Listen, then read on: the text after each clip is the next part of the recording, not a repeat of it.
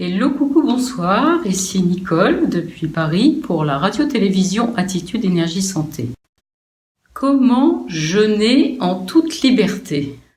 Vous venez de terminer votre premier jeûne accompagné au sein d'un groupe et vous rentrez chez vous et l'idée c'est de continuer à explorer le jeûne et d'acquérir une grande souplesse, une grande adaptabilité et vraiment de découvrir la capacité de jeûner en liberté. Alors pour avancer, on va s'appuyer sur un constat et sur un axiome de départ. Alors le constat, il est simple, c'est que depuis les années 1970, on s'intéresse aux déficits et aux carences de vitamines et de minéraux chez les Français. Et le constat est qu'un certain nombre de vitamines et de minéraux sont vraiment largement en dessous des apports quotidiens recommandés. Par exemple, du côté des minéraux, le magnésium, le fer sont très très souvent en dessous des apports quotidiens. Le zinc également. Les vitamines du groupe B, de manière variable, sont également en déficit des apports quotidiens recommandés, en particulier la B9 et la B12. La vitamine A, la vitamine E, la vitamine C, environ 20% des personnes sont en déficit de vitamine C.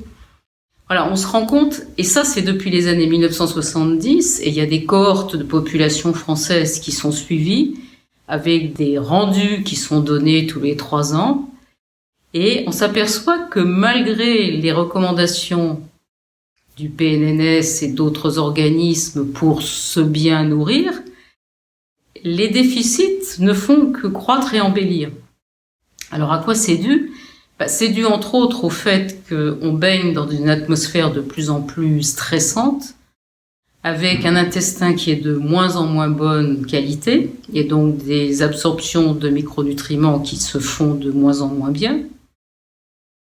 Et puis, on se heurte à un environnement dans lequel on a de plus en plus de polluants à éliminer, ce qui consomme beaucoup d'énergie et de micronutriments. Et que tout ça conjugué fait que même si on suit les recommandations très pointues des experts en nutrition qui nous expliquent comment on doit se nourrir et comment tout le monde doit se nourrir de la même façon, eh bien on se rend compte que les carences, elles ne font que croître et embellir. C'est donc que la solution, elle n'est pas de ce côté-là.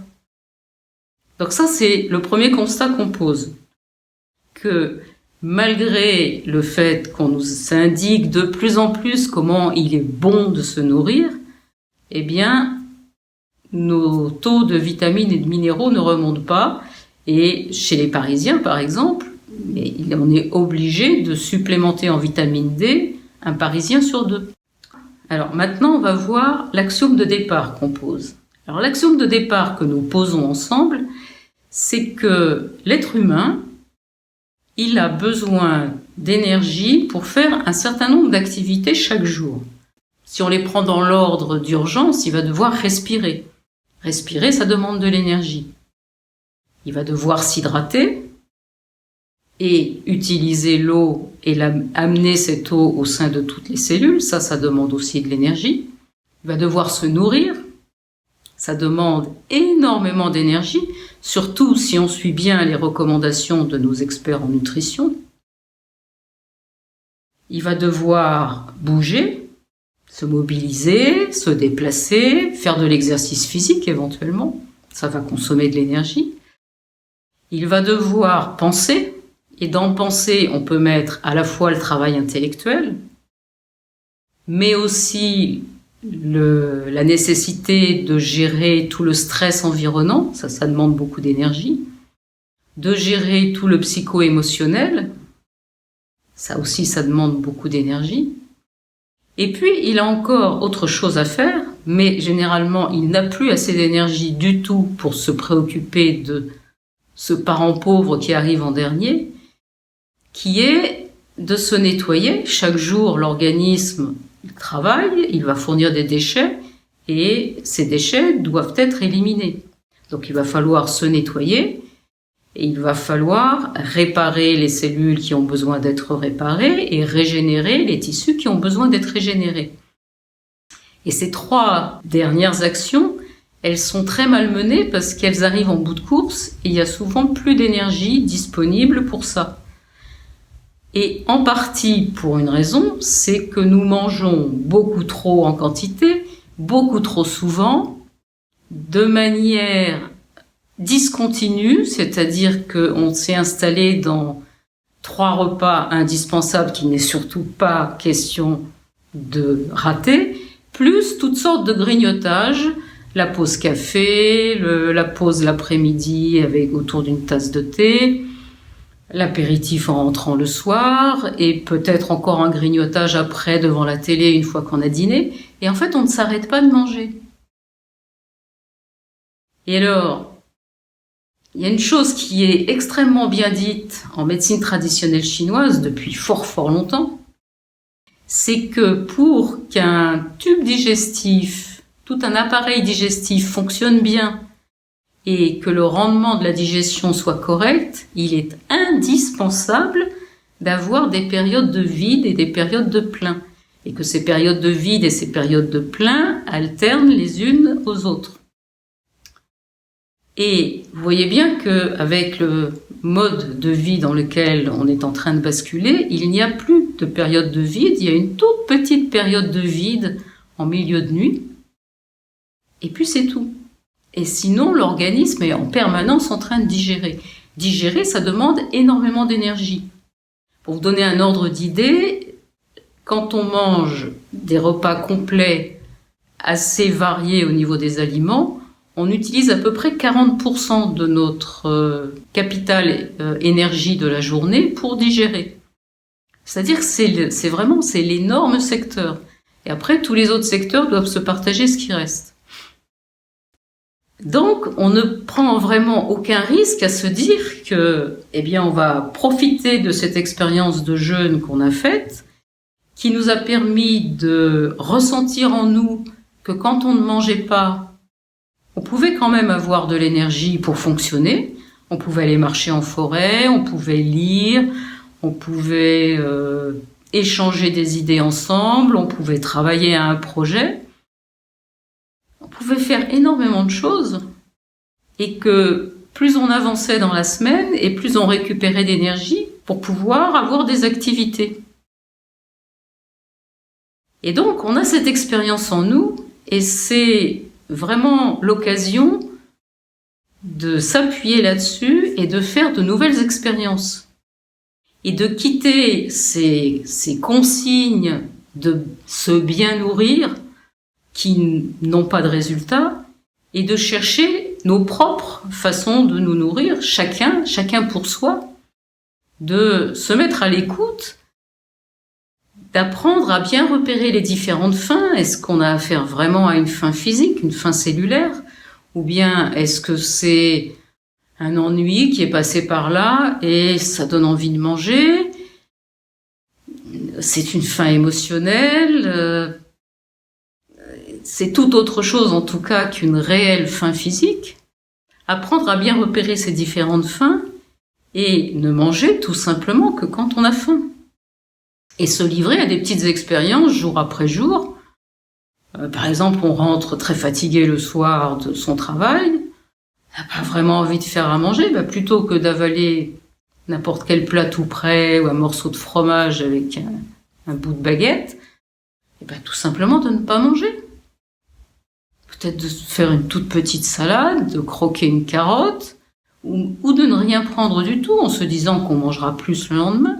Et si le lendemain matin, quand on se lève, curieusement, on se sent plutôt plus léger que d'habitude, et que, en s'interrogeant, il n'y a pas de faim ressentie, c'est pas la peine de manger. On peut très bien partir au travail le ventre vide.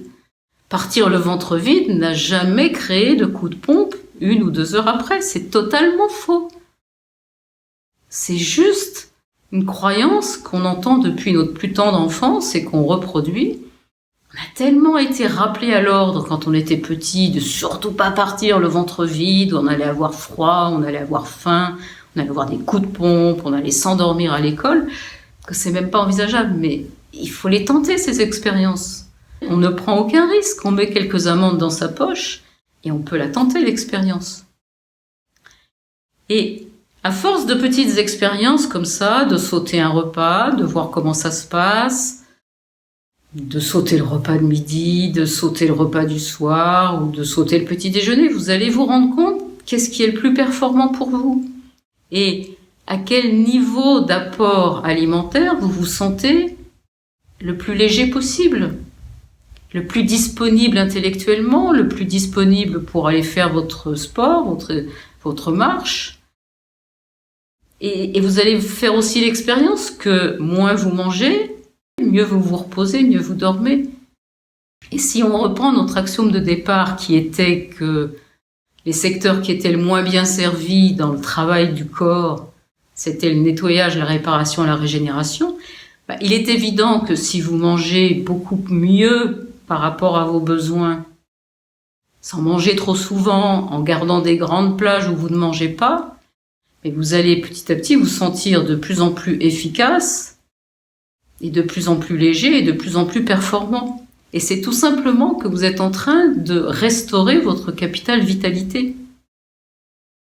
Et que tous les rouages métaboliques à l'intérieur de votre corps fonctionnent mieux, les cellules se sont réparées, elles sont plus performantes, la fabrication de l'énergie dans les cellules, l'ATP, est plus performant, et tout est plus léger et tout fonctionne.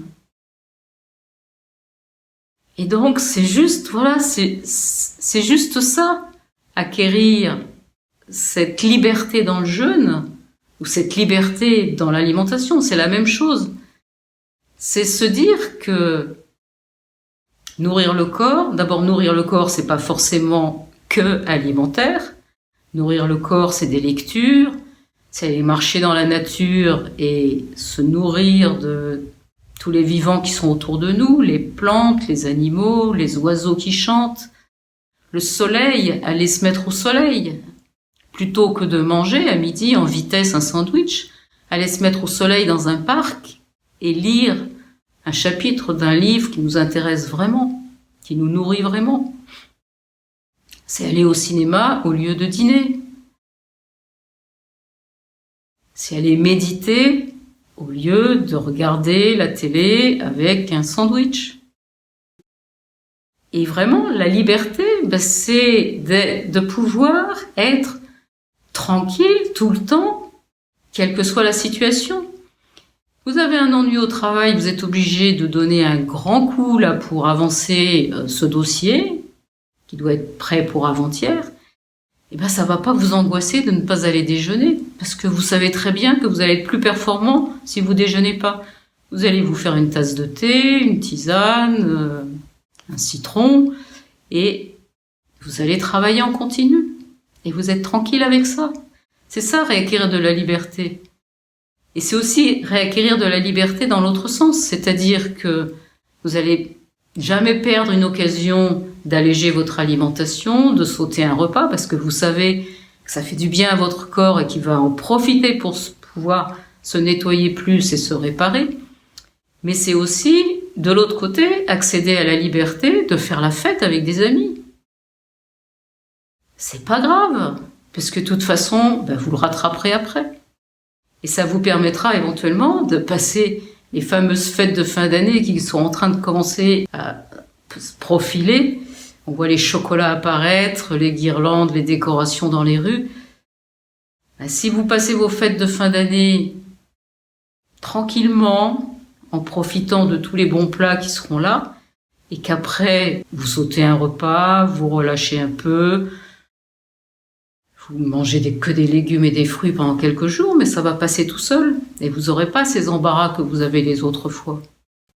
Et en fait, retrouver de la liberté dans s'alimenter, c'est tout simplement profiter de cette alternance, de ce rythme. La vie, elle est rythme tout le temps.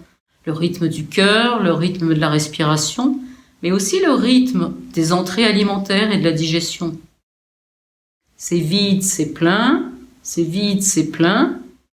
Et il y a un rythme à retrouver que vous allez démarrer tout petit, parce que il y a encore de la fatigue, il y a encore une vitalité qui est basse, il y a une adaptabilité de l'organisme qui n'est pas au top. Mais petit à petit, vous allez vous apercevoir que vous pouvez, sans aucune encombre, passer des périodes de vide beaucoup plus longues, que petit à petit, vous allez trouver vraiment la justesse de la quantité et de la qualité des aliments qui sont bons pour vous et uniquement pour vous, et que petit à petit, vous allez acquérir de la force, de la vigueur dans cette façon de gérer la liberté de l'alimentation et de gérer ce rythme vide-plein, et que ça, c'est un retour à la pleine santé et vitalité. Voilà, je vous souhaite une excellente soirée et je vous dis à bientôt pour une nouvelle vidéo.